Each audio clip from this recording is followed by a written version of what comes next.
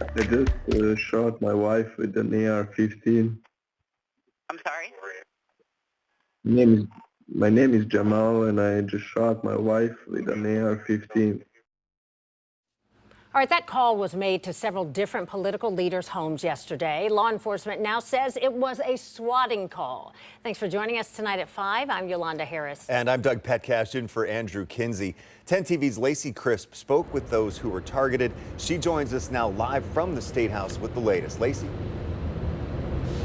Yeah, local law enforcement rushed to the homes of those 4 different political leaders after those 911 calls were made. Now, all 4 of those leaders either sponsored or supported the swatting legislation that went into effect this past April.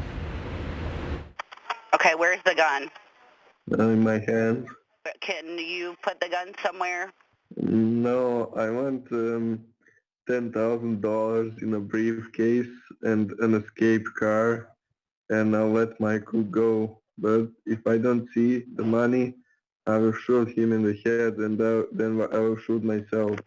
A call made to 911, giving the addresses of the homes of State Representative Kevin Miller, former Representative Rick Carfagna, State Senator Andrew Brenner, and Attorney General Dave Yost. Yesterday, my son and my daughter and I were sitting in my living room, and, we live in rural Licking County. So sirens is, that's not normal for us to hear. So I started hearing sirens, and they started to get louder. Representative Miller, who was a commander for the Ohio State Highway Patrol, started making calls when he says about a dozen Licking County Sheriff's deputies showed up to his house Tuesday afternoon. We have a reported shooting there. He goes, it looks like obviously this is going to be a swatting incident. To be safe, the deputies cleared his house and his neighbors' homes and found nothing. Do you know why you may have been targeted? The only thing I can think of, and at the time I didn't, but I have since learned that former Representative Rick Carfagna, who joint sponsored the swatting bill with me, he was also swatted yesterday. In fact, Senator Brenner received not 1, but 2 of the same calls yesterday. All of the lawmakers sponsored the swatting bill, which created a specific offense for these types of incidents. The number is low, but it does happen. Prosecution does happen. And that's why it was so essential for us to pass that bill in Ohio to have those penalties if and when the perpetrators are caught.